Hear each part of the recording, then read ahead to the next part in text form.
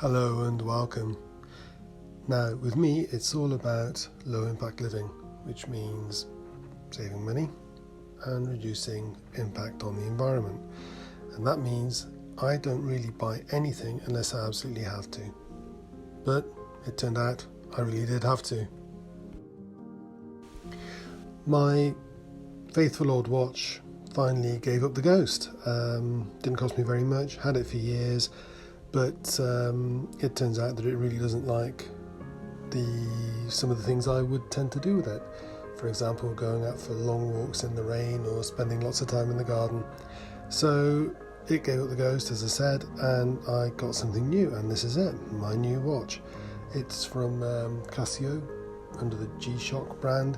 It's supposed to be waterproof and shockproof and pretty robust. And on top of that, it didn't even cost very much. So we're talking about tens, not hundreds of pounds. And so far, so good. What goes wrong is the packaging. So this is the watch, fair enough. The watch came in this box, as you can see, glossy cardboard box. So not massively environment friendly producing that, I would imagine, and certainly not the kind of paper that you can put into your compost heap, but it will go to recycling. But there's still a lot of resource gone into producing that. Even worse, inside the box was this tin. Now, in fairness, it is just a tin and it can be repurposed, so it's not the end of the world.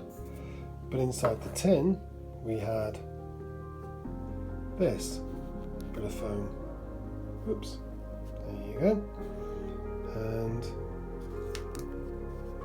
this bit of foam and this bit of foam, and on top of that this label on the outside telling you exactly what the product is, but obviously glossy, resource intensive, recycling unfriendly label. And just put the cream on the cake. There you go. Nice little pointless plastic bag. So can't think what I'll do with that.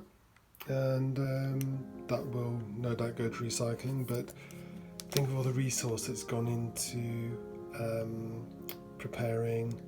producing and transporting that, and this, which have now done their job. So that's it. That's what you got. All that packaging, which I'm not going to use beyond picking up the product out of the shop and bringing it home. Okay, admittedly the tin might be reused, but that's about it. So I've got my nice new watch and even a fairly nice looking reusable tin, which I definitely will find a purpose for, and I'm happy enough with that. But the problem is I'm left with all this rubbish, and really I can't think of much to do with any of this. And I was really in two minds about what to do about it, because this is really rubbish. This is all going to go into recycling. I hope it will be recycled. Will it really? I don't know. I'm just going to hope it will be. But the thing that struck me was I wasn't actually sure what to do with it.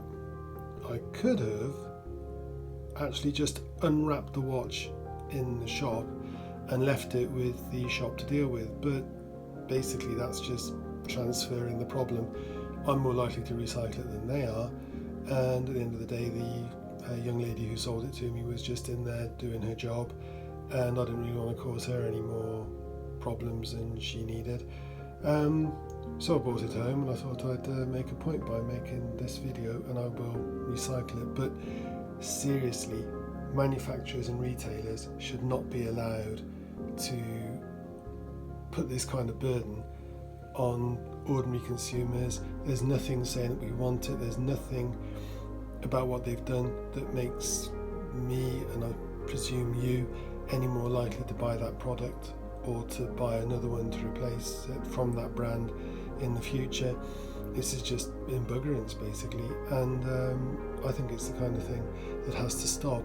And at the end of the day, the manufacturer is just unloading an awful lot of cost and inconvenience onto retailers who are probably just as guilty, in fairness, and then especially onto us as end users, and then finally onto us as taxpayers.